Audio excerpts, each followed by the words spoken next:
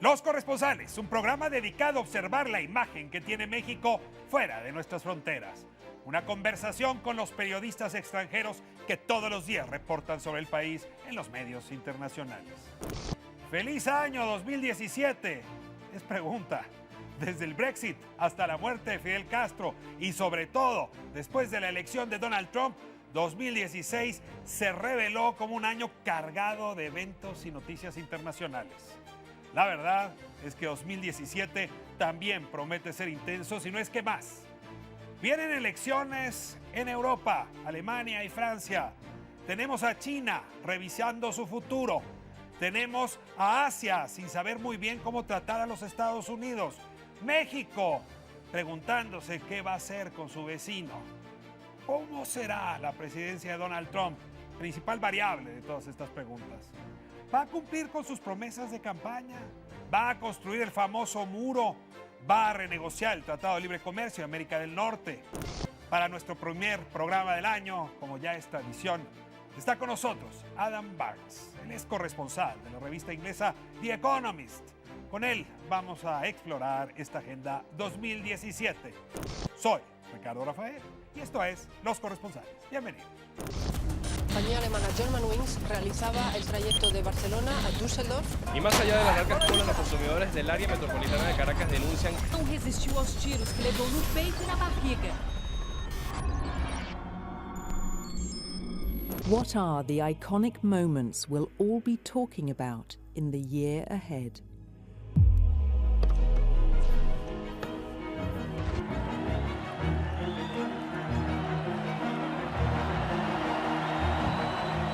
The real alarming thing is his intention to declare trade war on many other countries in the world, starting with China. That's a seriously bad idea because China is probably now the biggest economy in the world, bigger than the US actually.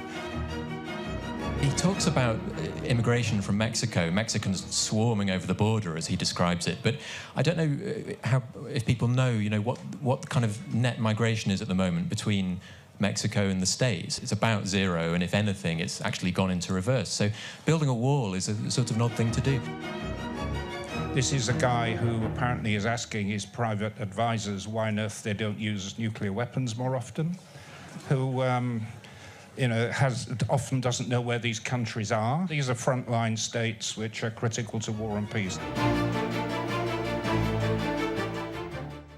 Adam, I am so happy having you here. We had you here last year, trying to do some forecasting. Failing to forecast. And I asked you again to do a forecasting for next year. Is it possible to do forecasting now? Are you able to do that? It is extremely difficult, given that so much of what may or may not happen next year would appear to lie in the grip of one man, our new friend over the border in Washington. So uncertainty is in the grip of one man, Donald Trump. To a strong extent, I think so, yes. And possibly even the world's. I think we could go further than that. So yes. Where 2017 will become come December is a lot of. Are we so weak? Is the international global institutions are so weak that one man can do that?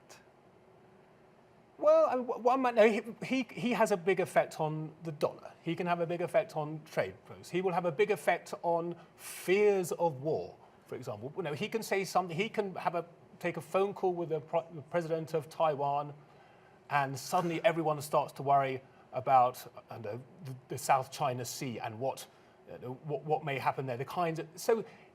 It's the butterfly effect.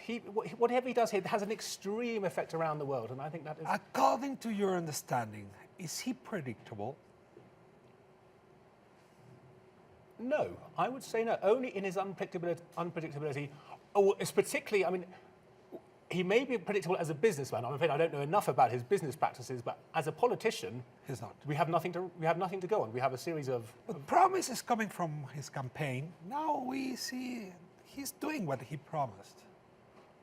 Well, he is kind of pulling back on some of them. The antagonism towards Obamacare, which he expressed during his scandal, is drawing back. The comments he has made about the wall, who knows where that's going. The comments he made about NAFTA, again, during the campaign. He's been quiet on NAFTA in the month or so since. So it may be that this is all going to be unleashed come January the 20th, but I'm not going to be the man who bets. We start there.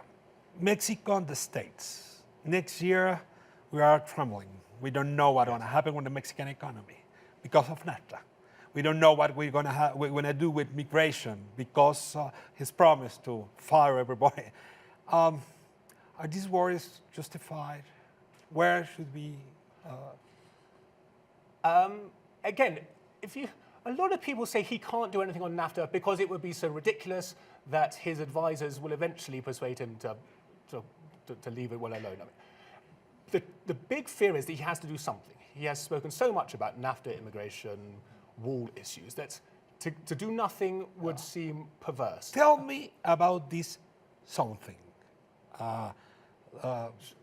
Brief review, major surgery. I mean, I imagine he will do a fairly major something on the wall. It seems to me that is the easiest something for him to do to get away with, as you say, to 500 more meters of wall. and say, I've made the wall. That's well done me. I mean, as far as NAFTA is concerned, they can talk about side agreements. They can look to fiddle around the edges and possibly claim that they have got a better deal. I mean, as much as anything, I think it's going to be about getting a better deal. So if he can stand there afterwards and say, I've got a better deal, then even if the deal itself, that NAFTA itself has not been changed dramatically, I think he will be satisfied. You see there the businessman. Yes, exactly. I think the businessman want to take over. Yes, and you look at his nomination for Secretary of State, Rex Tillerson, another businessman.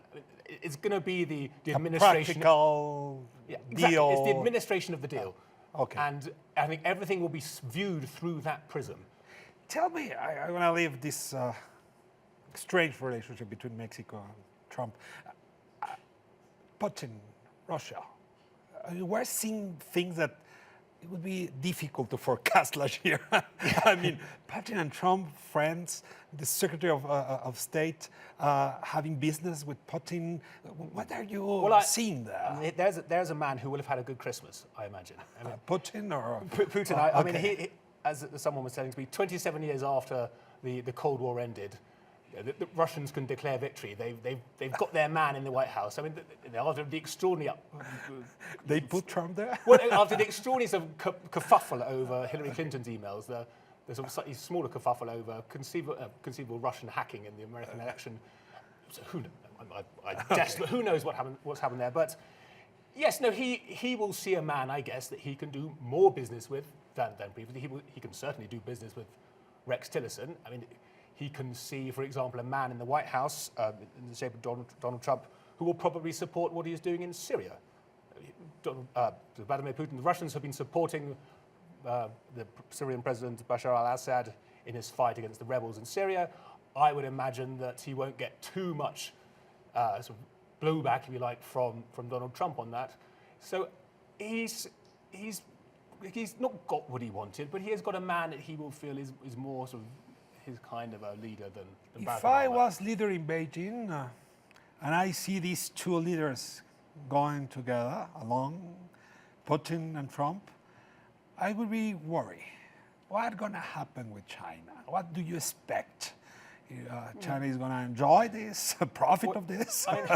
Well, China's got a very big year because they have their 5-yearly Communist Party Congress, during which there is a big... When is exactly this? This is in, I wouldn't be able to tell you the month, but it is this year. It's the 5-yearly Congress, during which Xi Jinping, the president, will re-establish his mandate, essentially. And he will be looking to bring more of his supporters in, and as much as anything, sort of supporters his within power. China and outside China. Yes, and I mean, China, there are slight concerns in China as it is over growth rates, over debt levels. So they have concerns of their own to worry about. But I think at the moment they will be expecting to make hay out of all of this. The greater the level of argumentation between America and Mexico, the more China can think to sell to both of them. And it's if you were Mexican, the Mexican president, would you approach China in a different way?